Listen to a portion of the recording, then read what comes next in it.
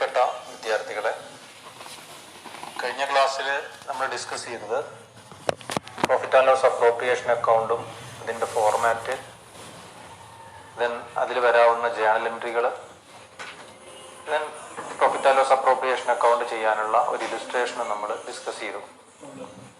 Profit and loss appropriation അക്കൗണ്ടിൽ ഒരു ഇൻകവും 3 എക്സ്പെൻസുകളാണ് നമ്മൾ പുതിയതായിട്ട് പരിചയപ്പെട്ടത്.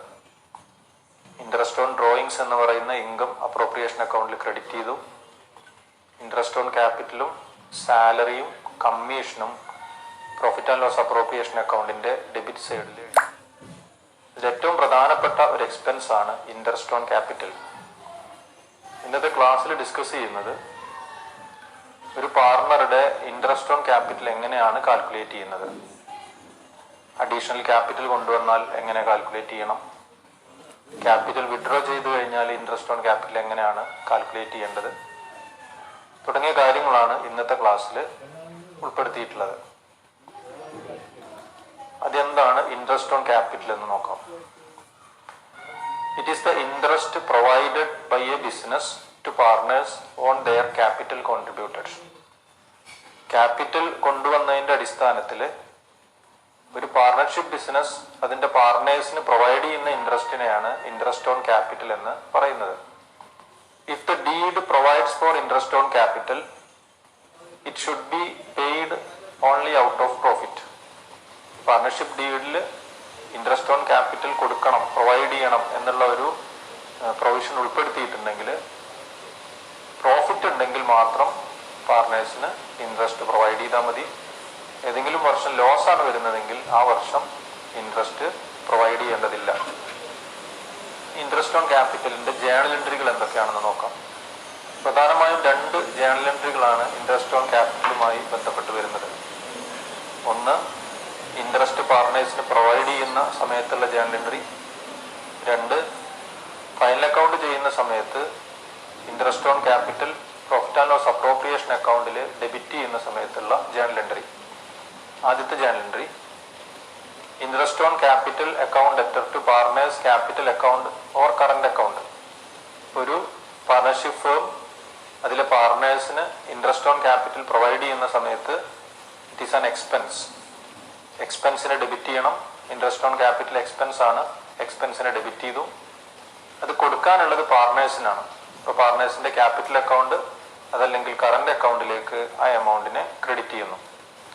രണ്ടാമത് ജേണൽ എൻട്രി വരുന്നത്, ഫൈനൽ അക്കൗണ്ട് ചെയ്യുന്ന സമയത്ത് അപ്രോപ്രിയേഷൻ അക്കൗണ്ടിൽ ഇൻട്രസ്റ്റ് ഓൺ ക്യാപിറ്റൽ ഡെബിറ്റ് ചെയ്യണം.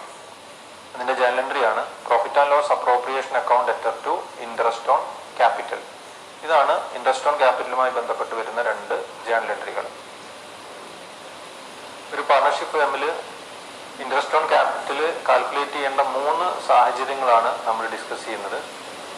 ഇതിൽ ഒന്നാമത്തെ സാഹചര്യമാണ് when there is no addition to or withdrawal from capital during the year.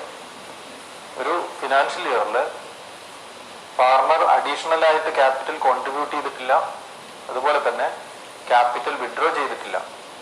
ഇത്തരം ഒരു സാഹചര്യത്തിൽ എങ്ങനെയാണ് ഇൻട്രസ്റ്റ് കാൽക്കുലേറ്റ് ചെയ്യേണ്ടത് എന്നാണ് ആദ്യം പരിശോധിക്കുന്നത്. Interest is calculated for the whole year on the opening balance of capital accounts of partners. Additional capital contribute ചെയ്യാത്ത വർഷം, ക്യാപിറ്റൽ വിഡ്രോ ചെയ്യാത്ത ഒരു വർഷവുമാണെങ്കിൽ ആ വർഷം ഇൻട്രസ്റ്റ് കാൽക്കുലേറ്റ് ചെയ്യേണ്ടത് ക്യാപിറ്റൽ അക്കൗണ്ടിന്റെ ഓപ്പണിംഗ് ബാലൻസ് എടുക്കുക.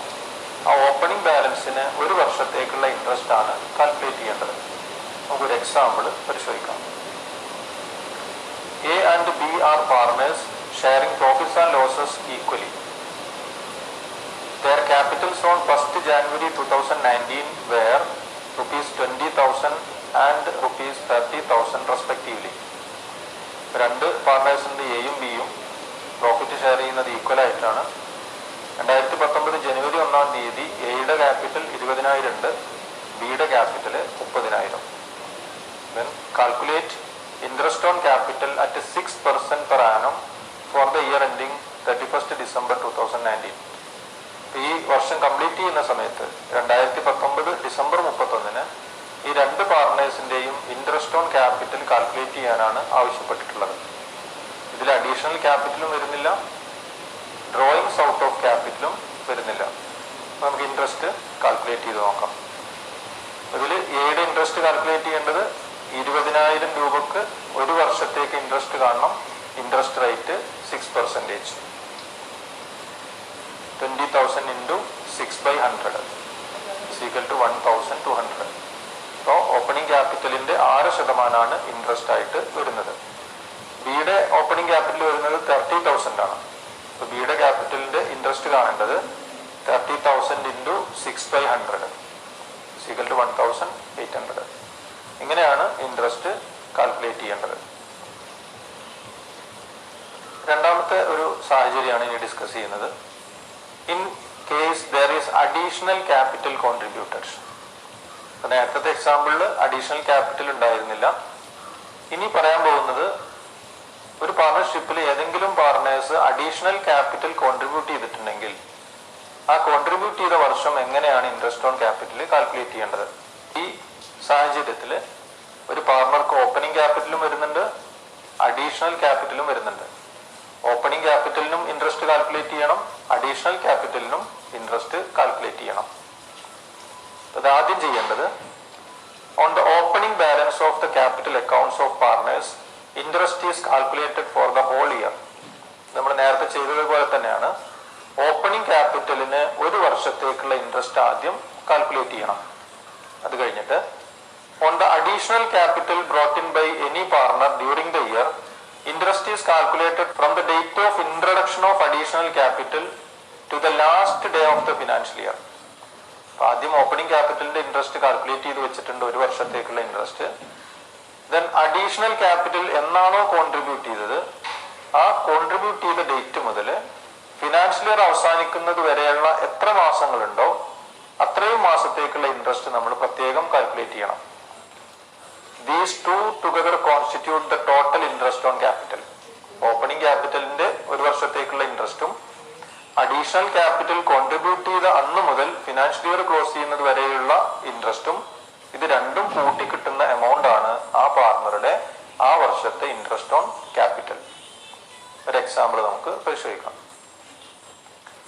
A and B are partners in a firm.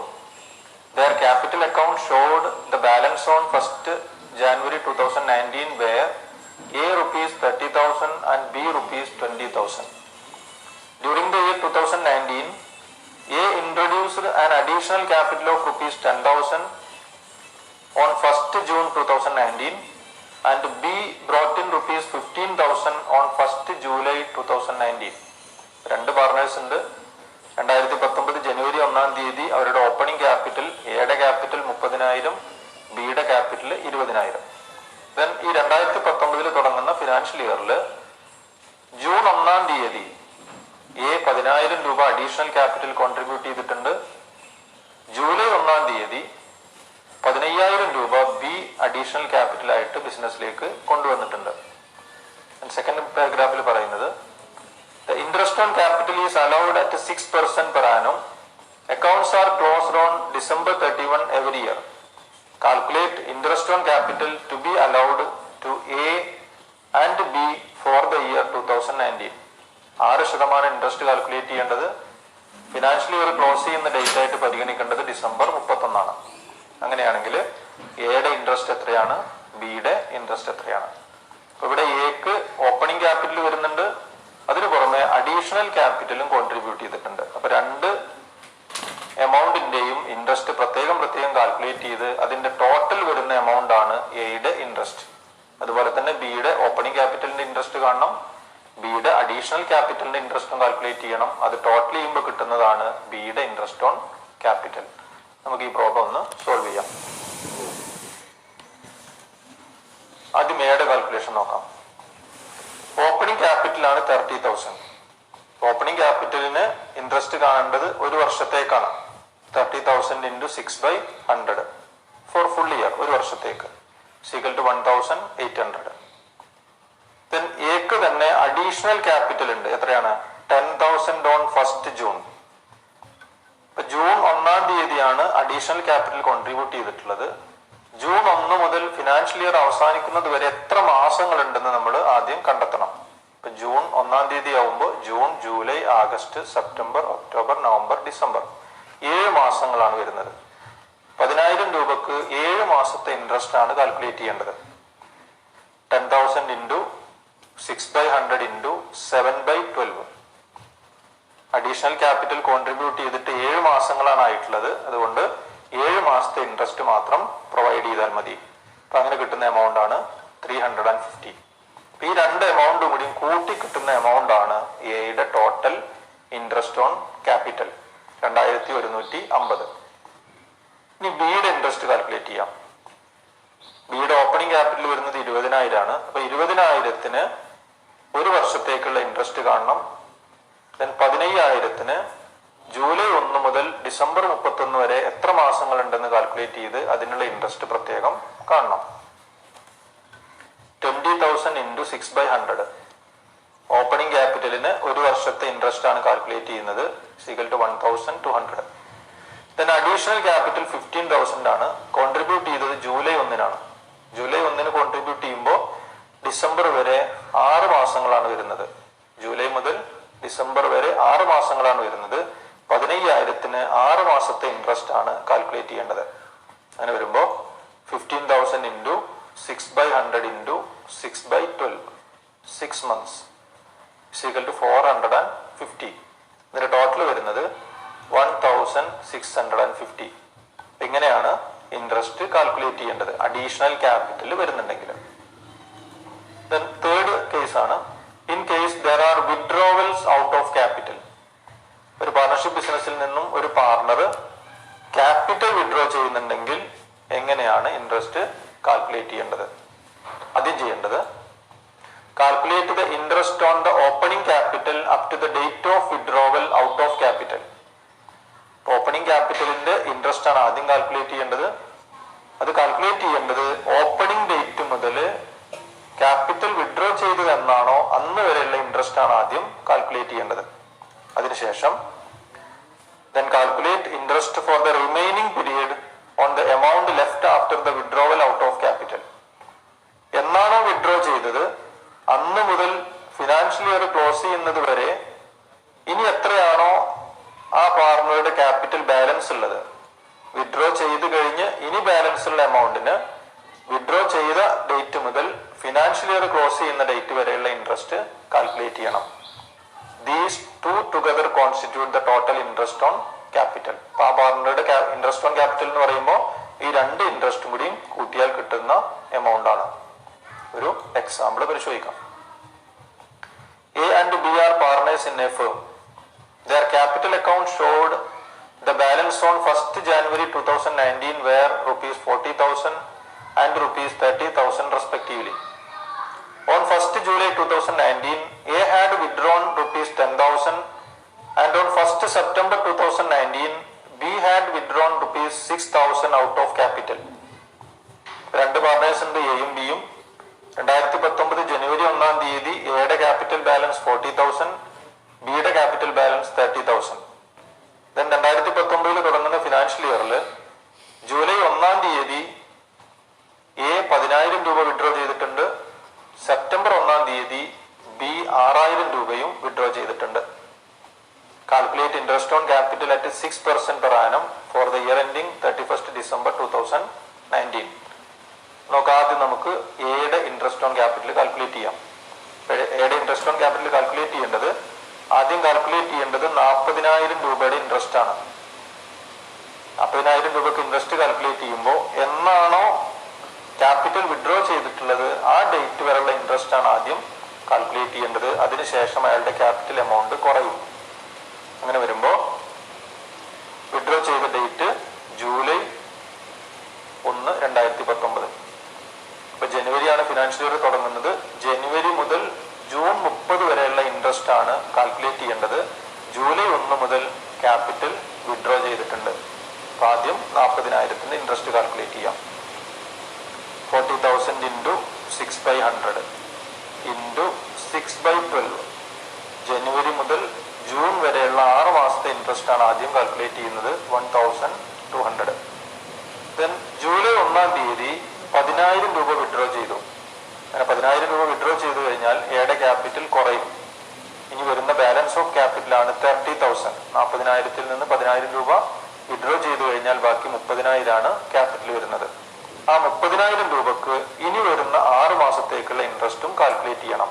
July മുതൽ ഡിസംബർ വരെ 30,000 into 6/100 into 6/12 for 6 months, July two December. അപ്പൊ ആദ്യത്തെ 6 മാസത്തെ ഇൻട്രസ്റ്റ് 40,000 കാൽക്കുലേറ്റ് ചെയ്തു. പിന്നീട് വരുന്ന 6 മാസത്തേക്കുള്ള ഇൻട്രസ്റ്റ് 30,000 കാൽക്കുലേറ്റ് ചെയ്തു. എമൗണ്ട് ആണ് 900. ടോട്ടൽ ഇൻട്രസ്റ്റ് വരുന്നത് 2,100. ഇനി ബിയുടെ ഇൻട്രസ്റ്റ് കാൽക്കുലേറ്റ് ചെയ്യാം. ബിയുടെ ഇൻട്രസ്റ്റ് വരുന്നത് 30,000 ആണ് ഓപ്പണിംഗ് ക്യാപിറ്റൽ. വിഡ്രോ ചെയ്തത് സെപ്റ്റംബർ 1 അങ്ങനെ വരുമ്പോൾ ആഗസ്റ്റ് 31 വരെ ബിയുടെ ക്യാപിറ്റൽ 30,000 ആണ് വരുന്നത്. ജനുവരി മുതൽ ഓഗസ്റ്റ് 31 വരെ 8 മാസത്തേക്ക് 30,000 ഇൻട്രസ്റ്റ് കാൽക്കുലേറ്റ് ചെയ്യണം. അതിനുശേഷം 6,000 രൂപ വിഡ്രോ ചെയ്തിട്ടുണ്ട്. ആ വിഡ്രോ ചെയ്ത് ശേഷം വരുന്ന 24,000 രൂപക്ക് പിന്നീട് വരുന്ന സെപ്റ്റംബർ മുതൽ ഡിസംബർ വരെയുള്ള 4 മാസത്തേക്കും ഇൻട്രസ്റ്റ് കാൽക്കുലേറ്റ് ചെയ്യണം.